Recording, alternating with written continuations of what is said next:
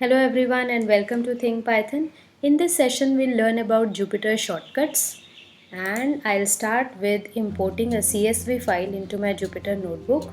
So first of all import pandas as pd. Okay, then I create a data frame and I read my CSV file into this data frame. Okay, so I have a simple CSV file on the name of biostats. So here I enter it, and to have a look at my data frame I'll say df.head. Alright, so these are the columns which are there in my data frame. Let me type one more simple command which is df.describe.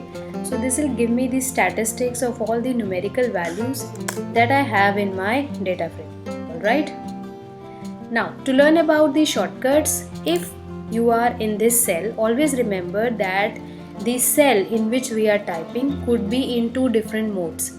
One is the edit mode and the other is the command mode. So you notice this green bar here and the green outline of the cell which depicts that currently your cell is in edit mode. Okay, so the first shortcut is to learn how to shift between these two modes.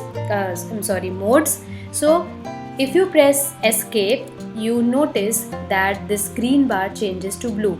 So now your cell is in command mode and you are no longer able to edit the code which you have written here. Okay, so this is the first shortcut.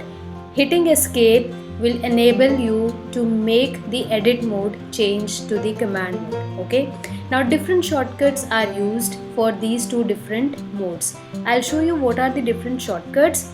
So simply hit H. Now H stands for help. The moment you hit H, you see this pop-up window where you have a summary of all the shortcuts.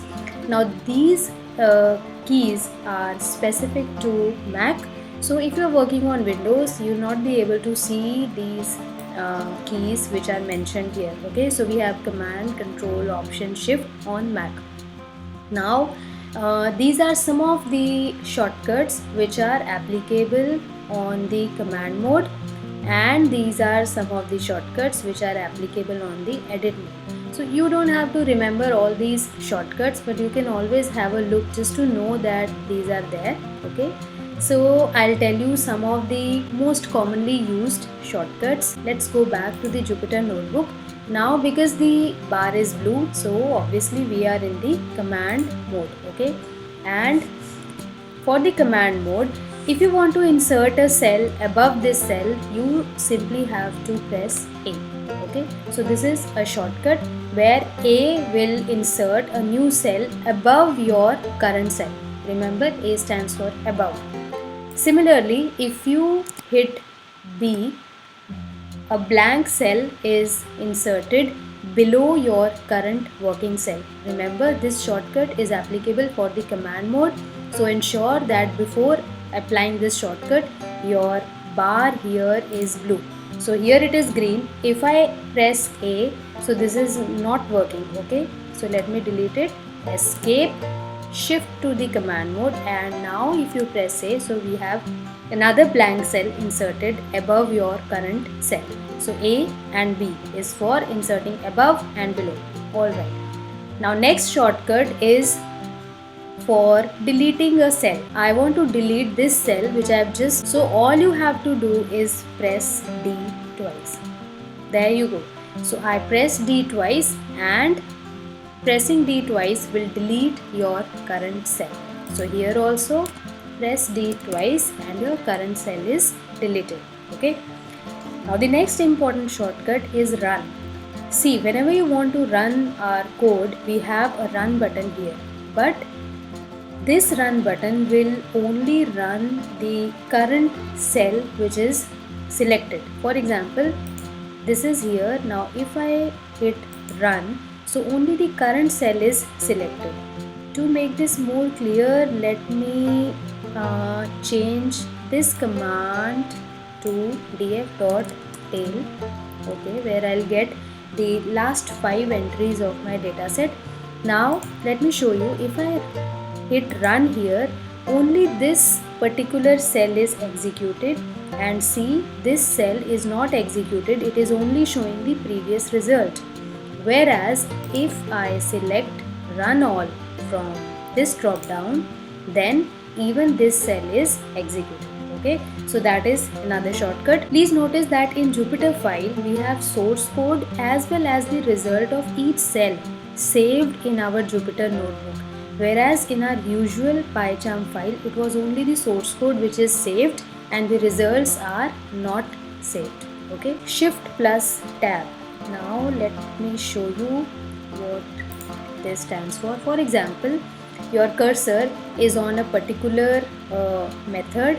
Now if I press shift and tab, right, so this will give you a tooltip and it will tell you about this particular method, right? So the signature is pd.read CSV, and here it will tell you about the parameters with the default values and a brief description, right? So that is shift plus tab. To insert a comment, now if I want to make this code as a comment, the shortcut is hit escape to enter the command mode and then simply press command along with backslash, like that. So the moment you press command and backslash, this converts the code to the comment. And if you run it now, and if you run all the cells now, so this particular cell is not executed. To convert it back to the code, you simply have to go back to the command mode for this particular cell and again hit command and backslash. Okay, so the moment you hit command and backslash and you run the cells, so now it becomes a code. Okay, so same shortcut one more time will get it converted back to the code. Okay, now there are some important shortcuts which are used in the edit mode. So for example, this cell is in the edit mode and you want to go to the starting of the cell, so you need to press command plus the up arrow key. So command and up arrow key will take you to the starting of the cell, command down arrow key will take you to the ending of the cell, and command D will delete the whole line wherever your cursor is. For example, if your cursor is right in the middle of a line and you say command D, so the complete line is deleted.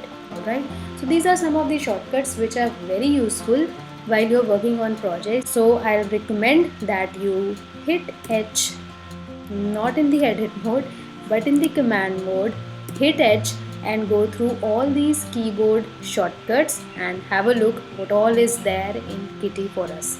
Till then, keep programming, keep practicing. I'll see you around. Goodbye.